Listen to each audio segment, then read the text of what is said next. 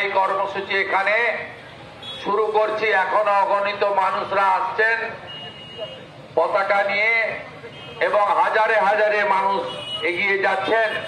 আমি বিশেষ করে এই একতা যাত্রার আয়োজন করার জন্য, নির্দেশ দেওয়ার জন্য, অনুপ্রাণিত করার জন্য ভারতবর্ষের প্রধানমন্ত্রী নরেন্দ্র মোদীজিকে প্রণাম এবং কৃতজ্ঞতা জানাবো এবং যুব কল্যাণ দপ্তরের মন্ত্রী মনসুখজিকেও কৃতজ্ঞতা জানাবো। তার দপ্তর এই কর্মসূচি দেশব্যাপী আয়োজন করেছে।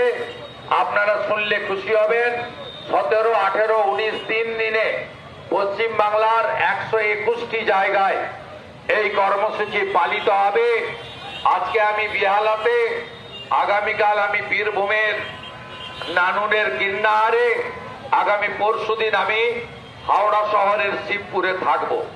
আসুন সবাই পায়ে পা মিলিয়ে ভারত মাতার বন্দন করি এবং সর্দার বল্লভভাই প্যাটেলকে শ্রদ্ধা জানিয়ে বন্দে মাতরম মন্ত্রকে আবার আমাদের সঞ্জীবনী মন্ত্র হিসেবে উচ্চারিত করি। ভারত মাতা কি, সর্দার বল্লভভাই প্যাটেল ল প্রণাম।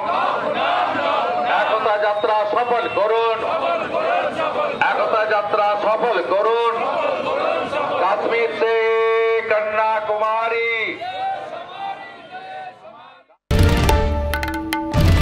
বাংলার আওয়াজ, বাঙালির আবেগ, জি 24 ঘন্টা।